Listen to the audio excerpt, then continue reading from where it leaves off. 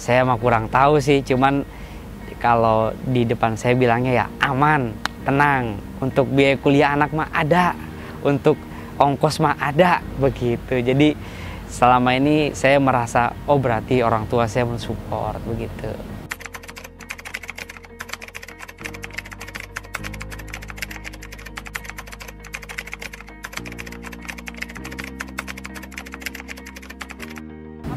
Jadi moto hidup saya itu adalah belum sukses kalau belum masuk surga.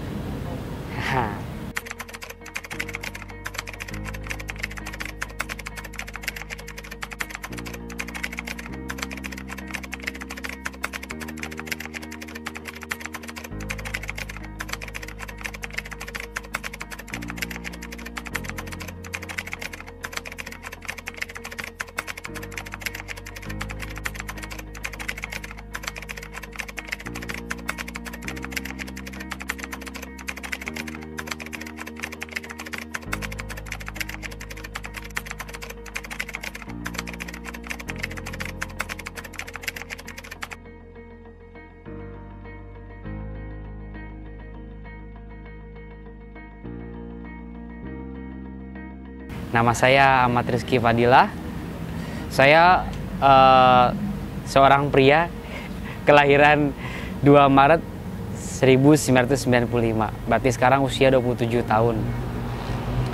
Saya lahir di Tasikmalaya. Saya adalah anak pertama dari 3 bersaudara. Kebetulan saya punya 2 adik. Adik saya yang paling besar itu laki-laki, sekarang sudah kerja.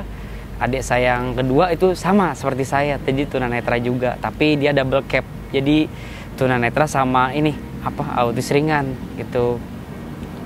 Ya butuh ini sih, butuh bimbingan ekstra lah buat adik saya yang nomor 2 mah. Jadi sekarang saya menempuh pendidikan di Universitas Pamulang semester 1, baru mau masuk semester 1. Itu program studi teknik informatika. Tapi sebelumnya juga pernah kuliah juga sih, baru lulus tahun kemarin di salah satu universitas swasta di Tangerang Selatan juga sama. Boleh diceritain Kak Rizky tentang pendidikannya? Oke, kalau soal pendidikan panjang sih ya, panjang banget. Saya itu SD dulu di sekolah luar biasa. Itu saya masuk tahun 2002 lulus 2007. 2008 ya, lulus 2008. Nah itu saya di sekolah luar biasa di Karangtengah situ, di SLB Pembina Tingkat Nasional. Nah lanjut saya SMP, saya masuk ke sekolah inklusi di SMP Negeri 226 Jakarta. Nah terus dari 2008 saya masuk, 2008 saya masuk, lulus 2011 gitu. 2011 saya masuk lagi ke jenjang berikutnya di sekolah menengah atas atau SMA, itu di SMA Negeri 66 Jakarta di daerah Pondok Labu. Itu sekolah inklusi juga. Nah itu lulus saya 2014, saya masuk ke salah satu universitas di Tangerang Selatan 2014, ambil sosial. Itu lulus 2021. Jadi saya 7 tahun, karena sebetulnya bukan kendala sih ya, bukan kendala. Jadi saya itu kuliah 4 tahun. Hanya saja dulu nyelesain skripsi 2 tahun, tunggu sidang 1 tahun karena bertepatan juga sama corona juga gitu. Nah, sekarang 2022 ini masuk ke Universitas Pamulang, saya ambil program studi teknik informatika. Kalau boleh tahu, tunanetra Kak Rizky ini keturunan atau bukan, Kak? Oh, bukan keturunan. Jadi dulu ceritanya begini. Ibu saya itu pertama mengandung saya karena emang masih awam ya, masih muda juga. Itu ternyata mengidap virus talk show plasma rubella. Jadi talk show Flash Marubela itu menurut apa yang saya tahu dan yang saya baca gitu ya dari internet. Nah biasalah kan kita mah orang-orang Google gitu. Jadi saya baca di internet itu dia itu virus yang ada di kandungan sih katanya. Jadi kalau bisa mengakibatkan anak yang dikandung itu yaitu mengalami ketunanetraan atau mental. Jadi ya kalau saya syukur alhamdulillahnya saya tunanetra. Nah kalau adik saya itu yang kecil itu dua-duanya. Mengapa Kak Rizky ini berani untuk terus bermimpi, Kak? Kenapa saya berani terus bermimpi? Karena begini, bagi saya itu mimpi itu adalah satu mimpi itu adalah satu pintu gerbang buat kita mencapai sebuah kenyataan gitu. Kenyataan hidup. Sempat ada masalah nggak sih Kak dari lingkungan sekitar gitu tentang tunanetra kakak dan adik kakak?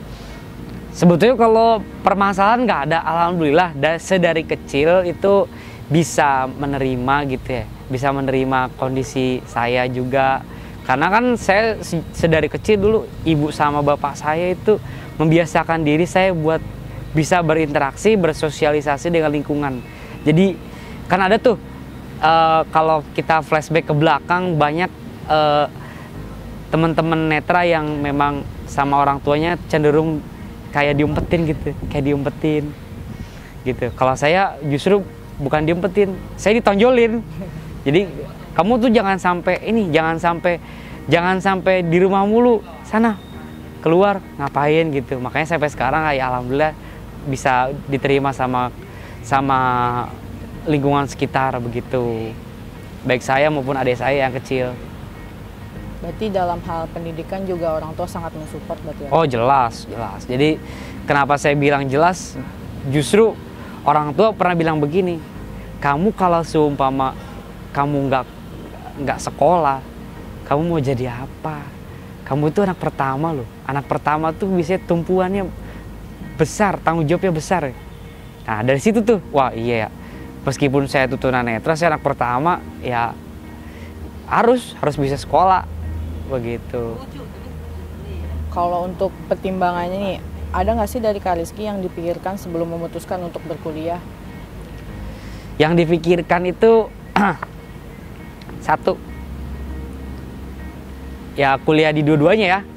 Kuliah baik kuliah pertama sampai lulus, sekarang kuliah kedua. Yang dipikirkan itu satu, apakah saya nanti bisa melalui rintangan ini gitu loh. Bagi saya kan ini sebuah tantangan gitu. Baik saya dulu saya kuliah yang pertama sampai sekarang ini sebuah tantangan. Jadi saya itu men-challenge diri saya sendiri. Saya bisa kagak ya? Gitu. Dan memang cara yang terbaik menurut saya supaya bisa mensupport diri saya itu saya bisa men-challenge diri sendiri.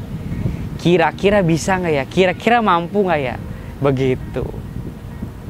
Nah, berdasarkan dari pendidikan kakak sebelumnya nih, ya, itu merasa bagaimana Kak? Apakah merasa mampu gitu? Ter-challenge tadi?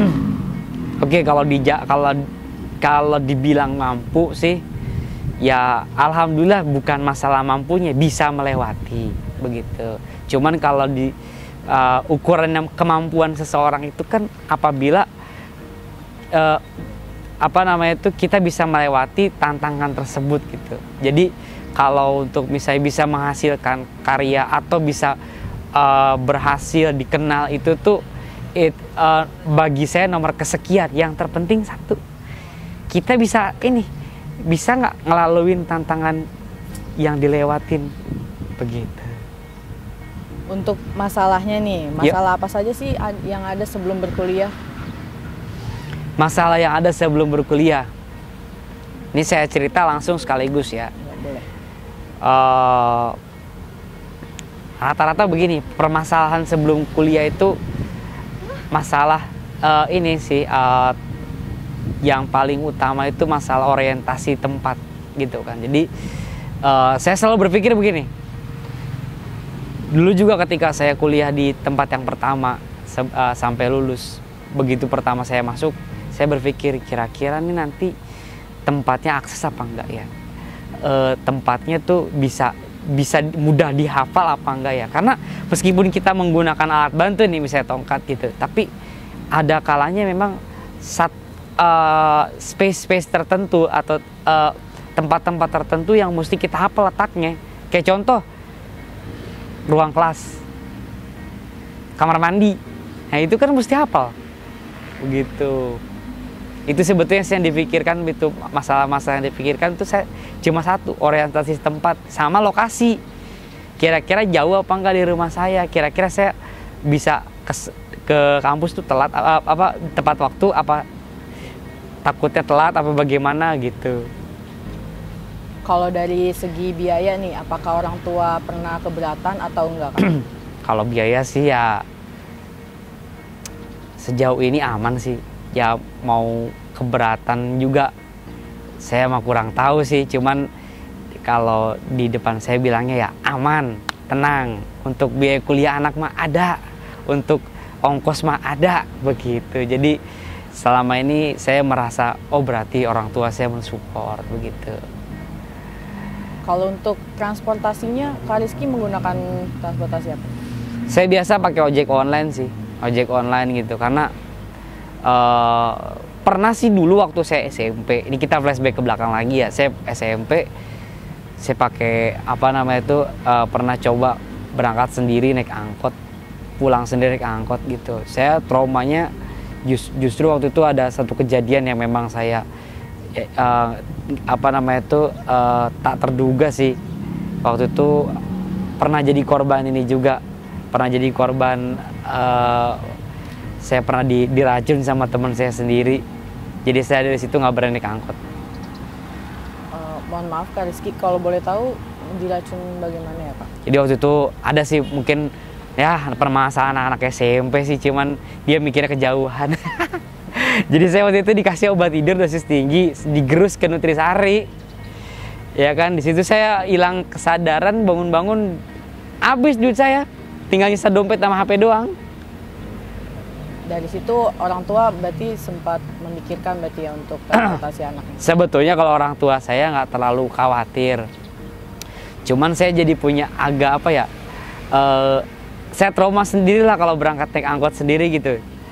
Itu waktu SMP, tapi sekarang sih semenjak ada ojek online, semenjak memang jalur transportasi makin akses, ya saya berani lagi gitu.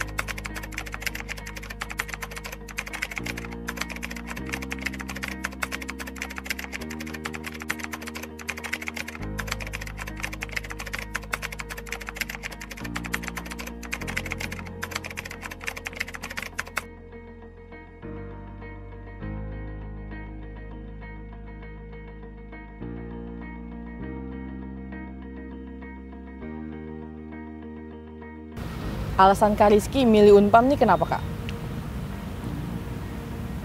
Kalau ditanya alasan sih banyak. Cuman alasan yang paling mendasar itu adalah Universitas Pamulang itu ternyata punya satu wadah. Ada satu wadah namanya ada pusat layanan disabilitasnya. Jadi kita tuh bisa nggak perlu khawatir gitu, nggak perlu khawatir ketika kita nanti ada satu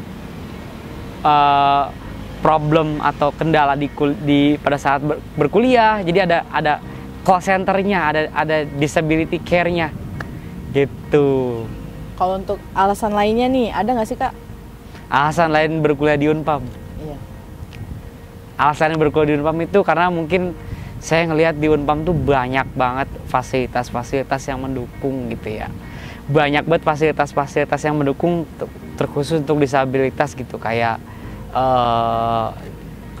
banyak adanya perpustakaan yang di dalamnya ada komputer bicara, itu tadi adanya ruang pusat layanan disabilitas gitu, dan memang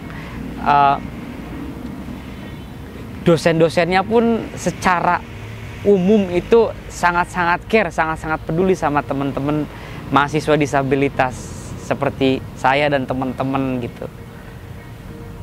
Kalau untuk informasinya nih, Kak Rizky tahu Unpam dari mana sih? Kalau Unpam udah tahu dari lama sih sebetulnya. Dari saya zaman SD juga udah tahu gitu. Ada Universitas Pamulang. Cuman saya tahu Unpam itu menerima disabilitas itu dari tahun 2017 atau 2018 gitu. Saya tahu gitu.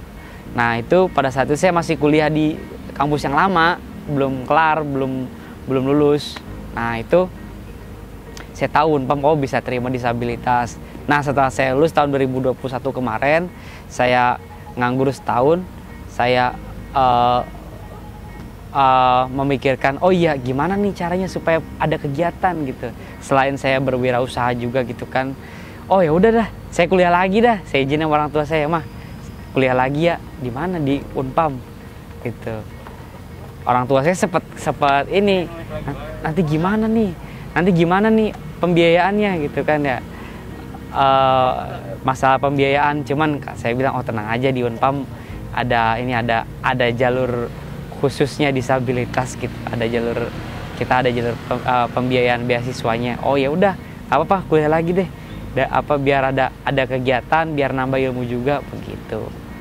Nah, kan Kak Rizky tadi kan dari teknik informatika nih. Kalau boleh tahu kenapa nih Kak ngambil jurusan itu? Gini, saya sebetulnya kenapa ngambil jurusan teknik informatika tuh, saya melihat secara sepintas banyak teman-teman disabilitas, khususnya netra ya, khusus tunanetra yang memang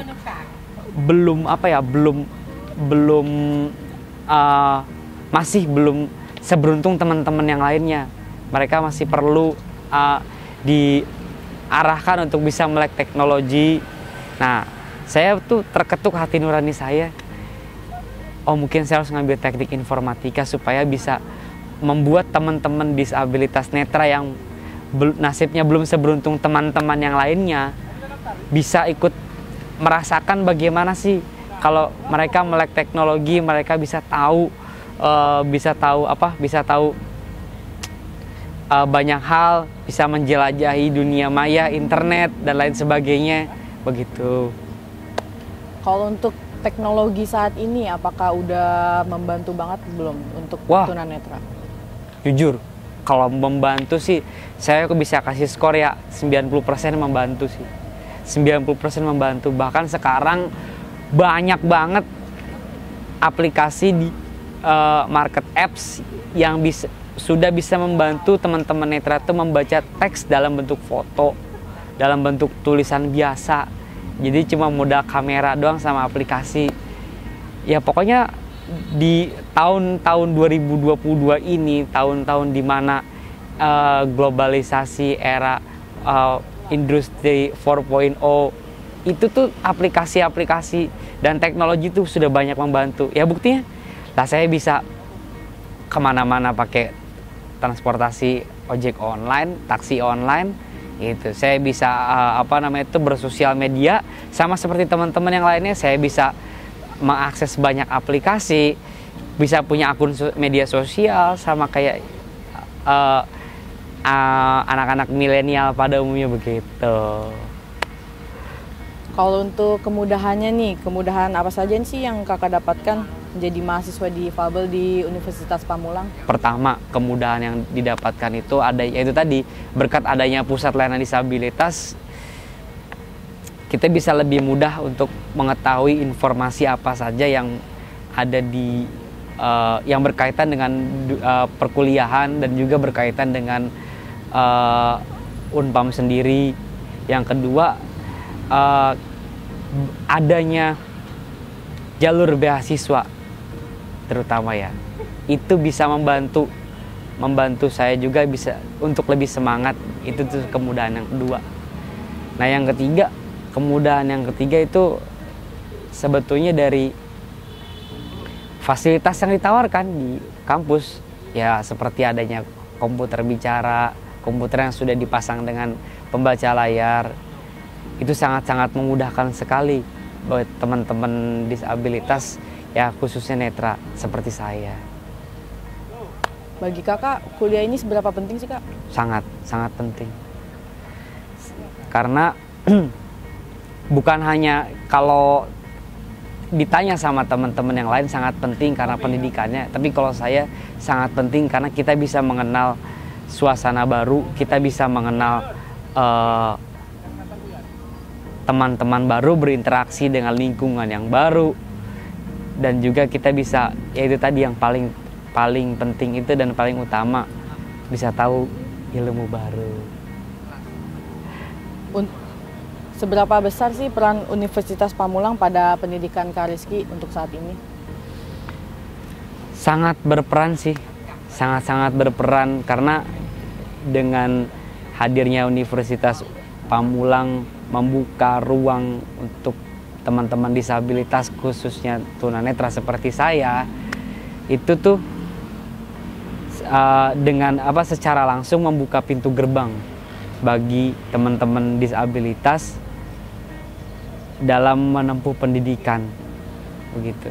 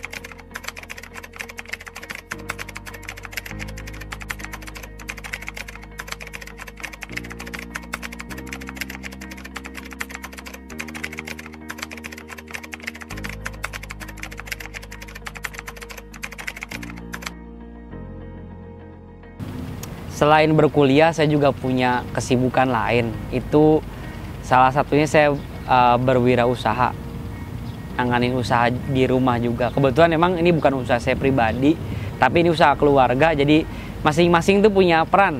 Saya bagian penanganan orderan, memanage keuangan, dan juga memanage stok. Karena usaha kita tuh usaha frozen food seperti siomay, bakso, cilok, dan dimsum begitu. Kalau untuk makanan frozen food tadi itu buat sendiri atau ada pemasok? Oh enggak, kita homemade, kita bikin sendiri. Jadi memang usaha, nama usaha Siva Kuliner. Itu kita berdiri dari 1 September 2010. Nah itu memang homemade, jadi kita bikin sendiri, produksi sendiri, yang buat produksi orang tua. Waktu itu alasan mendirikan frozen food, kalau boleh tahu kenapa Kak Rizky? Jadi begini, dulu memang dulu kebiasaan saya dan adik saya itu kan senang banget jajan. Nah kata orang tua saya begini, daripada jajan di luar, mending kita bikin sendiri. Itu awalnya bikin untuk konsumsi keluarga, cuma lama kelamaan karena tetangga dikasih beta tester, enak udah jualan. Nah dari situ kita jualan begitu. Awalnya sih tahun-tahun 2010 sampai 2019 tuh belum frozen food, kita masih jualan mateng. Nah semenjak corona nih kita banting setir jadi frozen food. Nah sekarang corona udah kelar kan ya, nih. Jadi kita hidupin lagi, frozen food ada, yang siap makan juga ada. Oh berarti waktu tahun 2010 ya, itu belum ada frozen food? Belum. Jadi kita tuh masih jual, karena dulu juga sempat buka di sini juga kok, tapi di Unpam yang sana tuh, yang di Surya Kencana. Sempat buka outlet juga di sana gitu, tapi nggak lama. Nah itu pokoknya usaha kami itu jatuh bangun. Nah semenjak saya lulus tahun kemarin, saya dipercaya udah sekarang tanganin dulu usaha orang tua gitu, usaha keluarga, bagian manage keuangan, manage stok, dan lain sebagainya gitu. Kalau untuk kesulitannya waktu saat menjalankan usaha itu apa Kak? Kesulitannya? Iya. Banyak pesaingnya gitu kan, banyak yang akhirnya meniru produk juga, itu sih salah satu kesulitannya. Kalau untuk omsetnya nih boleh diceritain nggak Kak Rizky? Kalau kita tuh ngitung omsetnya per produksi sih, per satu kali produksi itu kan bisa habis 2 minggu. Itu tuh 3 juta tuh baru kotor. Ini usahanya itu ada di online atau ada di online? Kita punya GoFood ada, terus di Tokopedia ada, tapi itu Tokopedia kita belum saya update lagi stoknya. Terus di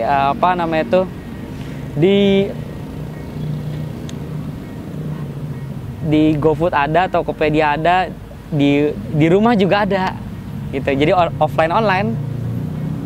Kalau untuk biasanya pembelinya itu dari mana? Pembelinya banyak sih, paling banyak anak muda. Anak muda? Kenapa tuh kalau boleh tahu? Ya karena anak muda udah nyemil. Gitu. Ada rencana mau buka cabang nggak sih Kak? Pengen banget malah. Pengen banget buka cabang supaya apa? Supaya adik saya juga bisa terjun langsung, nggak perlu kerja. Pengennya buka cabang di mana nih Kak, lokasinya? Pokoknya cari lokasi yang strategis, yang nggak terlalu jauh dari rumah tapi jalanan hidup.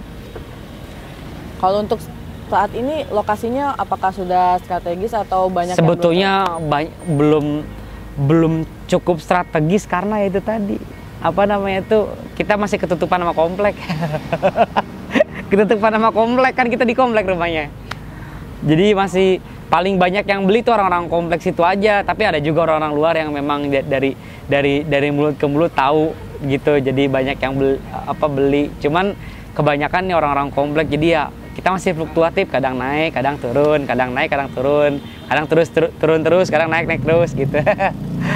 Nama saya Ibu Jainab, orang tua dari Ahmad Rizky Fadillah.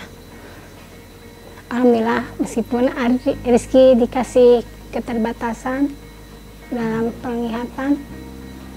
Kami sebagai orang tua Rizky bersyukur sekali karena dia itu orangnya enjoy untuk bisa komunikasi, bisa sosialisasi dengan teman, meskipun dia sendiri tidak kemungkinan ya bergaulnya sama orang-orang awas, tapi selain itu juga dia luas wawasannya untuk bisa dia itu orangnya nggak kaku gitu kalau untuk bergaul, nggak harus dengan memilih-milih teman. Ya dia kalau misalnya anaknya tuh pede ya, dia mau bergaul sama orang-orang, misalkan teman-teman tetangga-tetangga ya kan, dia pede aja gitu kalau naik sepeda. Kalau si kecil ya, mama aku juga pengen naik sepeda kayak orang itu gitu. Ini dia emang saya beliin sepeda juga gitu kan, meskipun ya saya dorong gitu kan pakai ini, padahal sepedanya betul-betul tuh sepeda roda 2 loh, tapi alhamdulillah bisa. Meskipun keterbatasan penglihatan, tapi dia bisa jalan gitu. Saya cuma mengarahkan awas kiri kanan gitu aja gitu. Terus kalau bergaul dia juga nggak harus saya awasin gitu, maksudnya karena dia udah mempunyai keterbatasan itu, dia malah teman-temannya yang normal saling menyayangi gitu. Apa nih yang ibu membuat ibu kagum sama Rizky? Dia orangnya pede satu, kedua itu cara dia berpikirannya luas, terus banyak teman-temannya, karena saya lihat dari cara komunikasi dia sama orang-orang itu bagus gitu ya. Terus dia orangnya mau supel, istilahnya mau membantu orang tuanya juga gitu, meskipun dia keterbatasan, dia memasarkan produk melalui internet gitu kan. Terus dia juga buka Gojek dulu itu, meskipun kadang-kadang kami kan nganterin anak kecil, adanya dia masih sekolah, dia yang sendiri yang mama ada pesanan ini yang dicatetin ini gitu. Alhamdulillah sih bantu. Adanya juga yang meskipun normal, karena dia IT-nya bagus, kadang-kadang suka ini gimana sih untuk menyelesaikan ini tugas skripsi, dia bantu juga sebenarnya melalui IT-nya. Dia pintar juga sih, alhamdulillah. Berarti Rizky ini yang mengayomi adik-adiknya ya? Iya, alhamdulillah dia sayang sama adik-adiknya gitu.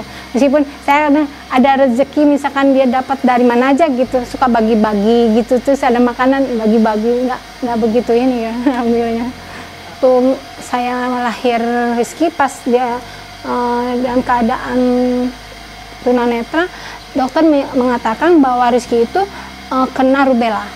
Jadi virus rubella yang ada di diri saya gitu kan, itu menyerangnya ketika hamil. Dan padahal kalau dari bulannya sesinya apa bagus gitu. Waktu itu pas dokter ini, ibu ada riwayat pertalian saudara yang terlalu dekat atau gimana, ada keturunan ini, tapi tidak, aku bilang. Saya pasti ibu nanti habisnya lahir anaknya ini, ibu harus cek darah. Ternyata iya, saya kena rubella. Apa pesan yang ingin ibu sampaikan ke Rizky? Ya, jadilah anak yang berbakti sama orang tua, yang bisa berdiri sendiri, yang bisa mengayomi adik-adiknya, dan menghormat orang tuanya dan sesamanya, saling menyayangi. Oke, kalau untuk rencana Kak Rizky nih setelah lulus dari Unpam mau kemana Kak? Mengembangkan usaha sama ilmu yang sudah saya ambil gitu. Jadi dengan saya ngambil teknik informatika, saya bisa mengembangkan usaha yang udah dirintis sama orang tua saya gitu. Ada nggak sih nih pesan yang ingin kakak sampaikan kepada seluruh mahasiswa difabel maupun yang non difabel, atau yang mungkin saat ini yang masih bingung mau kuliah atau enggak? Siap. Boleh pesannya sih dari saya satu, jangan pernah berhenti untuk bermimpi, jangan pernah berhenti untuk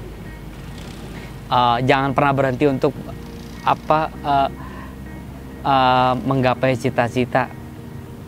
Karena apa? Mimpi dan cita-cita itu adalah dua hal yang berbeda, tetapi memiliki arti dan makna yang sama. Saya tuh bermimpi ingin mempunyai satu wadah yang bisa merangkul teman-teman disabilitas tanpa perlu membebankan teman-teman disabilitas itu sendiri. Itu mimpi saya. Nah, cita-cita saya itu adalah ya pengen saya berkeinginan bagaimana mensejahterakan teman-teman disabilitas dari semua kalangan. Jadi nggak cuma teman-teman netra aja, dari semua kalangan gitu. Kalau untuk adik-adik kakak nih, ada yang mau disampaikan nggak? Untuk adik-adik saya, terutama adik yang kecil sih ya, yang paling kecil. Jadi yang mau disampaikan adalah jangan pernah takut untuk melangkah, karena rintangan apapun yang ada di depan itu tidak akan membuat kita jatuh kalau kita tidak takut untuk melangkah.